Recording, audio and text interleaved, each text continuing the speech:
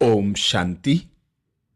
आदि रत्न दीदी मनमोहिनी जी, जिनका लौकिक नाम गोपी था। दीदी दिलवाला की सच्ची दिलरुबा थी। दीदी को अव्यक्त नाम मिला मनमोहिनी। दीदी 1952 में विभाजन के बाद जब भारतवर्ष में ईश्वरीय सेवाएं प्रारंभ हुई, तब आप पहले पहले दिल्ली, इलाहाबाद आदि स्थानों पर त्याग तपस्या के आधार पर कई सेवा केंद्र खोलने के निमित्त बनी। मातेश्वरी जगदम्बा मां के अव्यक्त होने के पश्चात 1965 से आप फिर से बाप दादा के साथ मधुबन में रहकर यज्ञ की इंटरनल कारोबार को, पूरे प्रशासन को संभालने की निमित्त बनी। सन 1969 में ब्रह्मा बाबा के अव्यक्त होने के पश्चात दीदी और दादी की जोड़ी ने पूरे यज्ञ को संभाला। दोनों ने मिलकर माता पिता के रूप में देश विदेश के सर्व ब्राह्मण परिवार की निस्वार्थ पालना की और पूरे विश्व में सेवाओं का खूब विस्तार किया। सभी कहते थे, दीदी और दादी की जोड़ी ऐसी है जैसे शरीर दो हैं, आत्मा एक है। ऐसी एकता का प्रमाण देकर एक दो की राय को सम्मान देते हुए यज्ञ को निर्विघ्न बनाया। आप 28 जुलाई 1983 में अव्यक्त वतनवासी बन एडवांस पार्टी में चली गईं। 28 जुलाई को दीदी जी का 41वां पुण्य स्मृति दिवस है। दीदी को हम सब भाई बहनों की ओर से सत सत नमन। दीदी के लिए विशेष बाप दादा ने अव्यक्त वतन से संदेश दिया। दादी गुलजार जी द्वारा। दादी कहती, मैं जब बाबा के पास गई तो क्या देखा, दीदी जी बहुत आराम से विश्राम कर रही थी। बाबा की गोदी में उसका सिर था, जैसे बाबा की गोदी ही दीदी का तकिया था, और उस ही तकिए पर आराम से विश्राम कर रही थी। जैसे ही मैं नजदीक गई, बाबा ने दीदी को बुलाया और कहा, दीदी देखो, मधुबन से आपके लिए याद प्यार आया है। दीदी ने हमें देखा और लेटे हुए ही ऐसे हाथ किया, हाथ मिलाया और कहा, आप भी आओ हमारे साथ, आप भी बाबा के तकिए पर लेट जाओ। हम भी लेट गए। हमको कमी क्या थी, अच्छा ही था। दीदी ने कहा, देखो ऐसा तकिया तो कभी किसी को नहीं मिला है। मुझे तो बाबा ने 1 मास से तकिए पर ही सुला दिया है और मैंने बहुत अच्छे अच्छे अनुभव किए हैं। तुमने भी वो अनुभव नहीं किए होंगे जो हमने किए हैं। हमने कहा, आप तो दीदी हैं, हम तो दीदी नहीं हैं। आपके अनुभव तो जरूर हमसे अच्छे ही होंगे। फिर दीदी ने कहा, तुम कहोगी हमको अनुभव सुनाओ, पर अभी मैं नहीं सुनाऊंगी, लेकिन सुनाती रहूंगी कि मेरे अनुभव क्या रहे। बाबा ने कहा, देखो नंबरवार तो है ही ना। सभी बच्चों में नंबर 1 तो दीदी दादी हैं। जैसे दीदी दादी नंबर 1 में है, तो नंबर 1 को अनुभव भी तो नंबर 1 ही होंगे। दीदी निमित्त मात्र शरीर में थी। बाबा ने कहा, जैसे तुम लोग ट्रांस में आती हो तो तुम्हारे शरीर का सांस तो चलता रहता है, निकल निकल थोड़े ही जाता है। ऐसे ही दीदी का श्वास तो चल रहा था।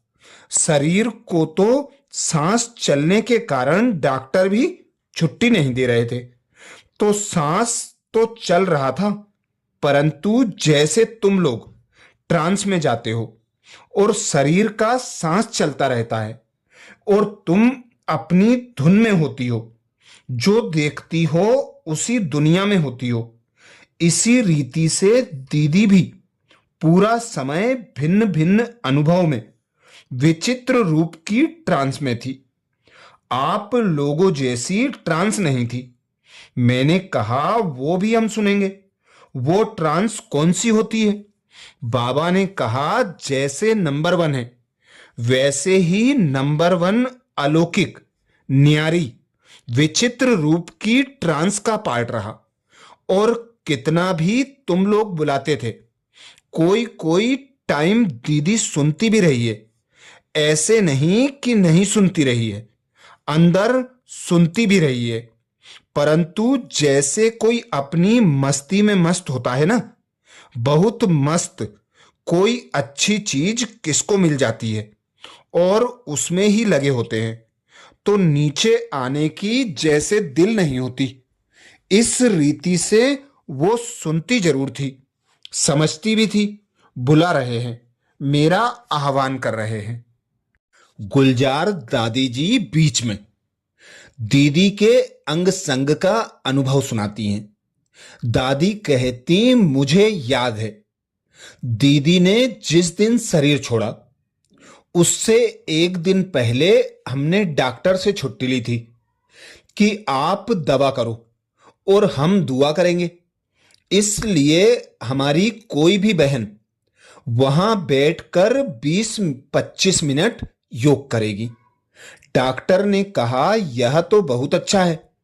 दवा के साथ अगर आप लोगों की दुआ भी हो तो हमको तो बहुत अच्छा सहयोग है। भगवती डॉक्टर ने कहा था आप लोगों को कोई नहीं रोक सकता, आप जरूर बैठो। उस दिन 11:30 बजे का समय था। हम लोगों ने रात और सुबह की प्राइवेट नर्स रखी थी। दिन की जो नर्स थी वह भी दीदी से बहुत स्नेही थी और बड़े स्नेह से कहती थी, दीदी जी आओ, बुला रहे हैं। रोज ऐसे कहती थी, दीदी जी आपको हमको आबू में ले चलना है। वो बार बार यह कहती थी। पहले तो योग किया, फिर हमने कहा दीदी को बुलाओ, हिलाओ थोड़ा, क्योंकि उस दिन हमने देखा कि दीदी की आंखें तो खुली थी, पहले तो बंद थी, 1-2 दिन लेकिन पीछे खुली थी और आपे ही खोली थी। ऐसे कभी कभी दीदी की आंखों से लगता था जैसे देख रही है। उस दिन भी लगा दीदी हमें देख रही है और आंखें अर्थात पलक ऐसे हिला रही थी। बोलते हैं तो थोड़ा माथे पर निशान पड़ता है, ऐसे भी हो रहा था।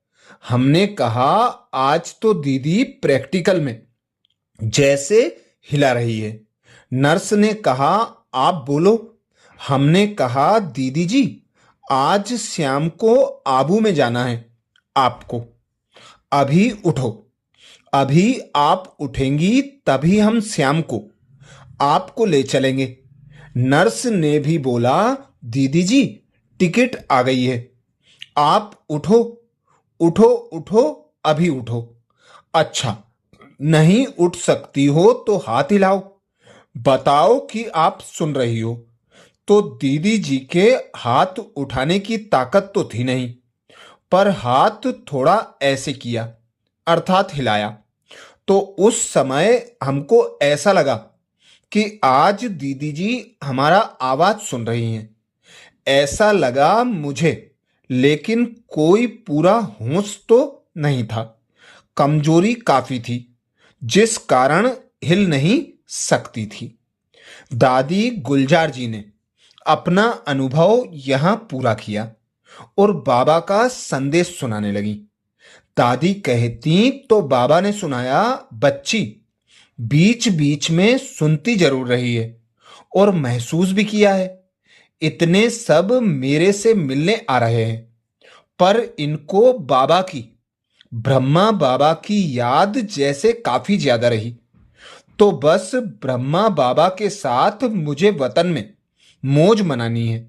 यह संकल्प इसका अंत तक था। ब्रह्मा बाबा के साथ इतना समय दीदी वतन में रही है, विचित्र ट्रांस के नज़ारे देखे, रूरियान की है और भिन्न भिन्न अनुभव किए हैं। बाकी आवाज़ जरूर सुना है और सेमी कॉन्शस में जैसे कोई मस्त हो जाता है, बहलने में, रूरियान में। इसी रीति से बहुत समय रहा। तो हमने कहा, बाबा आप वतन में तो बुला रहे हो, पर यहाँ साकार सृष्टि में भी तो ऐसे हमारी बड़ी बड़ी दादियों की आवश्यकता है ना।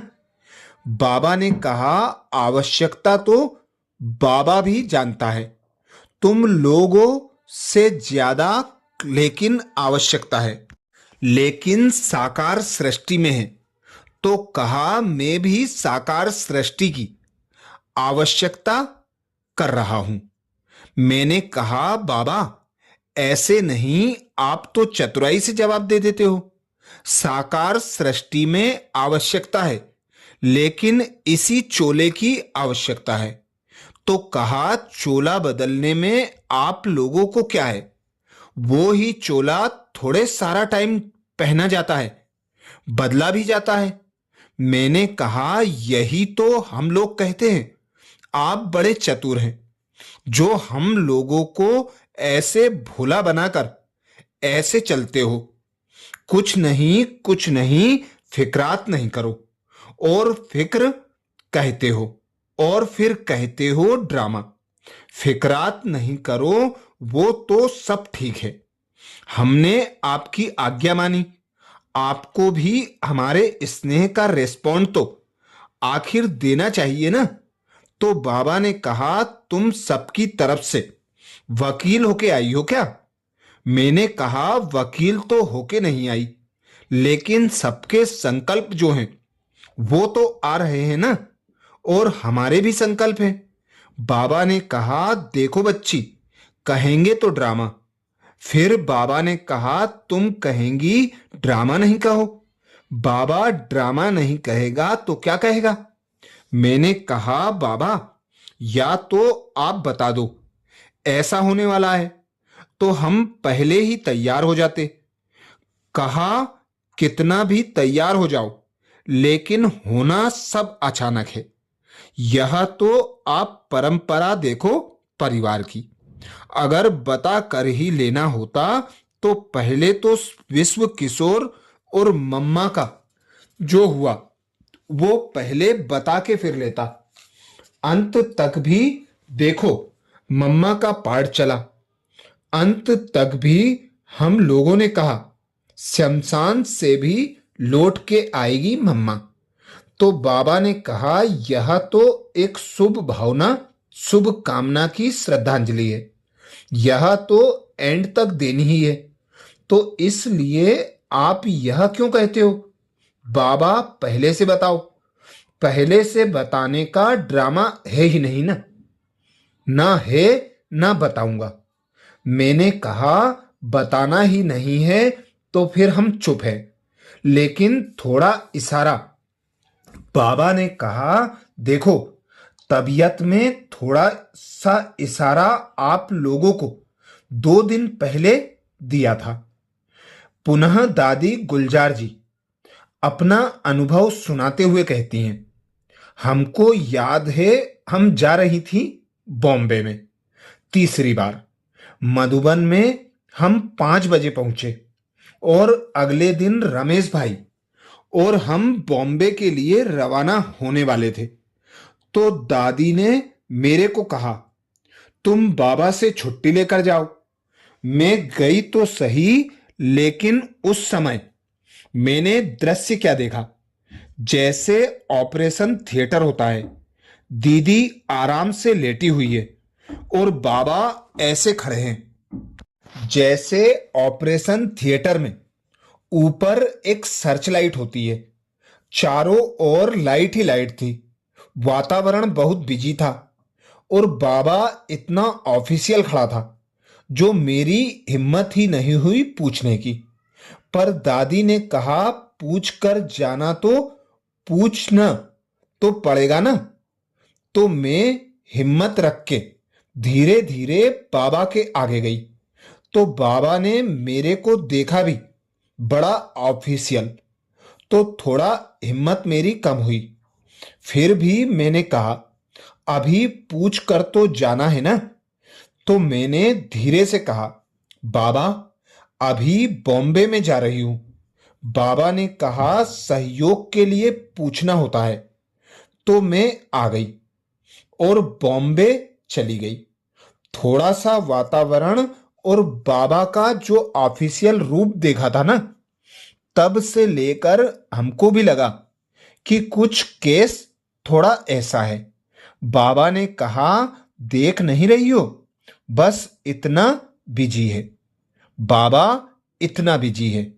वहां जाते ही डॉक्टरों ने भी कहा थोड़ा सीरियस है, आप भले बता दो।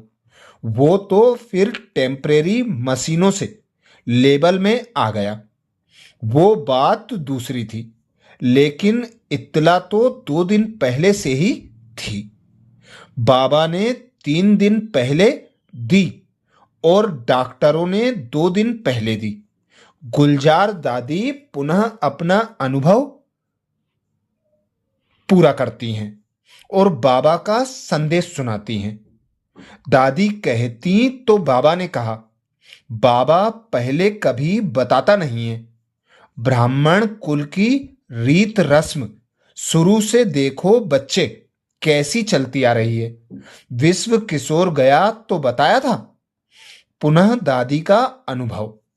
दादी कहती विश्व किशोर भाई का तो ऐसे ही हुआ था, बिल्कुल ऑपरेशन ठीक हो गया, अभी निकलना ही है हॉस्पिटल से। अचानक ही हार्ट फेल हुआ और सेकंड में चल पड़ा।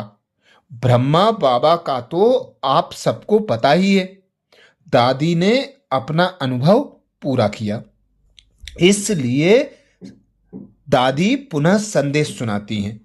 इसलिए बाबा ने कहा यह तो ब्राह्मण कुल की रीत रस्म जैसे शुरू से चली आ रही है, तो बाबा ऐसे कैसे बताएगा।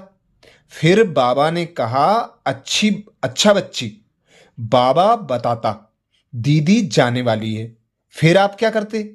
मैंने कहा दिल में थोड़ा तैयारी कर लेते, थोड़ी हिम्मत रख लेते। भाई जाने वाली है, हम भी थोड़ी श्रद्धांजलि देते, और तो कुछ नहीं कर सकते थे। अचानक का थोड़ा दूसरा लगता है। बाबा ने कहा बच्ची, ड्रामा में ब्राह्मण कुल की रीत रस्म ऐसी ही है। शाम को बाबा आएंगे और सभी से मुलाकात करेंगे। अच्छा, ये विशेष संदेश अव्यक्त वतन से दादी गुलजार जी ने सुनाया। साथ साथ में बीच में दादी जी ने अपना अनुभव भी दीदी और विश्व किशोर भाई के संग का सुनाया। ऐसे ही और विशेष दीदी की विशेषताओं भरे शिक्षाप्रद वीडियो प्राप्त करने के लिए बाबा के चैनल को सब्सक्राइब करें। वीडियो को ज़्यादा से ज़्यादा बीके भाई बहनों को शेयर करने की सेवा जरूर करें और दीदी दादियों की प्लेलिस्ट में जाकर विशेष अनुभव की क्लास सुन सकते हैं। अच्छा, ओम शांति।